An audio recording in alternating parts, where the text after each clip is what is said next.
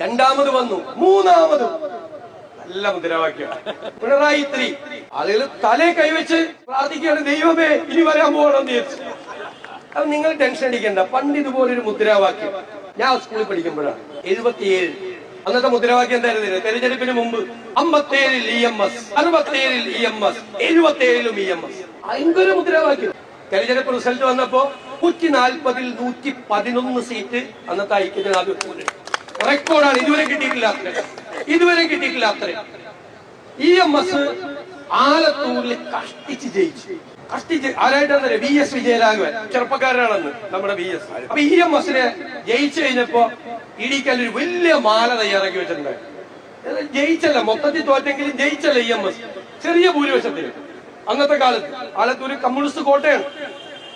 മാല ഇടാൻ വന്നപ്പോ EMS പറഞ്ഞു, ഇത് എന്നെയല്ല നിങ്ങൾ ഇടിയിക്കേണ്ടത്, ആ വിജയരാഘവന് കൊണ്ട് ഇടാൻ പറഞ്ഞു.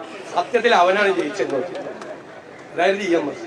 ആ ഗതികേട് ധർമ്മടത്ത് പിണറായി വിജയന് സംഭവിക്കാതിരിക്കട്ടെ എന്ന് ഞങ്ങൾ പറയുന്നു. 26-നെ കുറിച്ചാണ്. ഇനി നിങ്ങൾ പിണറായി 3 എന്ന് പറഞ്ഞാൽ അപ്പൊ മനസ്സിലോട്ടേക്കണം 57-ൽ EMS, 67-ൽ EMS, 77-ൽ EMS. ഇതിന് മറുപടി പറഞ്ഞാൽ മതി.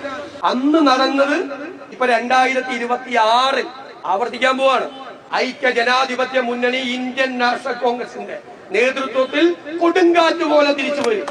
ഈ അഴിമതിക്കാരുടെ ദുർഭരണക്കാരെ ഈ അധികാര കസേരയിൽ നിന്ന് ആട്ടിയോടിക്കാൻ കേരളത്തിലെ പാവപ്പെട്ട ജനങ്ങൾ തയ്യാറായിരിക്കുകയാണ്.